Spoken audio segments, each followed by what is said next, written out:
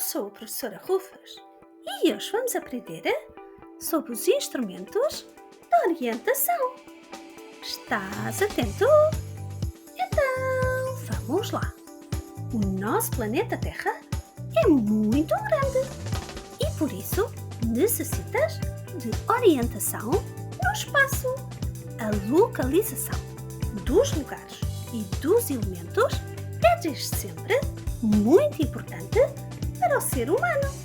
Para te orientares no espaço, podes utilizar os elementos de referência, que são elementos conhecidos pela maioria das pessoas, como as montanhas, os rios, as árvores, os monumentos e os hospitais.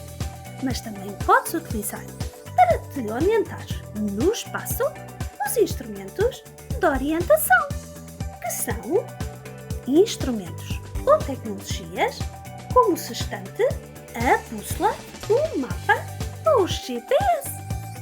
Vamos conhecê-los com mais detalhe? Desde muito tempo, o homem utiliza a lua como elemento natural de orientação. A lua nasce em horários e posições regulares e cíclicas, pelo que as fases da lua, a nova, crescente, cheia e minguante, podem ser usadas para marcar o tempo, mas o homem também utiliza como elemento natural de orientação o Sol. O Sol nasce sempre a este e põe-se a oeste, pelo que a sua sombra, projetada em um objeto, permite identificar os pontos cardeais com bastante precisão. Assim, um dos instrumentos de orientação que utiliza o Sol é o relógio do Sol. No relógio do Sol, ao meio-dia solar, a sombra do gnomo aponta exatamente para norte ou sul, dependendo em que hemisfério estás.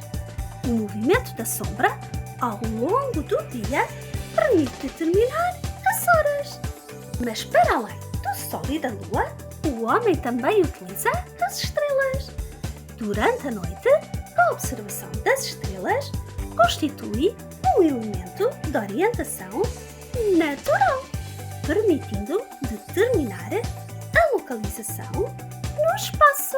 Como instrumento de orientação, pode-se utilizar o astrolábio, que constitui um instrumento de orientação de apoio à navegação, utilizado até ao século XVIII, para medir a altura dos astros acima do horizonte. Mas para te orientares nas estrelas, também podes utilizar outro instrumento, o sextante.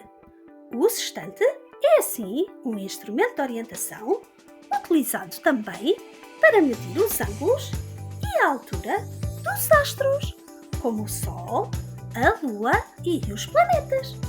O sextante é mais preciso que o astrolábio, mas ainda podes utilizar outros elementos naturais de referência, como as montanhas, que são visíveis de longe e assim servem como referência visual constante, especialmente em áreas planas.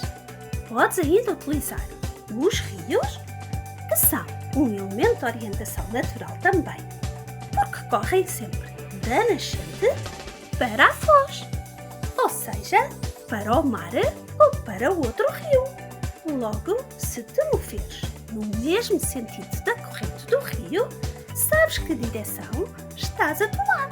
Como instrumento de orientação que podes utilizar para te orientar nas montanhas e rios, podes utilizar a bússola. A bússola é um instrumento de orientação onde estão representados os pontos cardeais.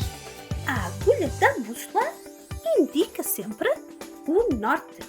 Nas aldeias, vilas e cidades, podes ainda utilizar as ruas e os edifícios como elementos de orientação humana. As ruas possuem nomes e os edifícios números para uma orientação precisa e identificável para te orientares. Nas ruas e nos edifícios, podes utilizar como instrumento de orientação o mapa. O mapa é um instrumento de orientação que representa uma superfície terrestre. Serve para identificar o trajeto a percorrer para chegar a um determinado local. Mas ainda podes utilizar outro instrumento de orientação, o GPS.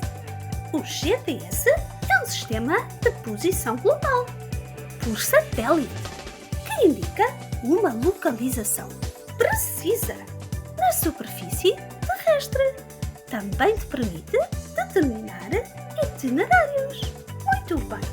Agora que já conheces os instrumentos de orientação, identifica no teu caderno os instrumentos de orientação que estás a ver.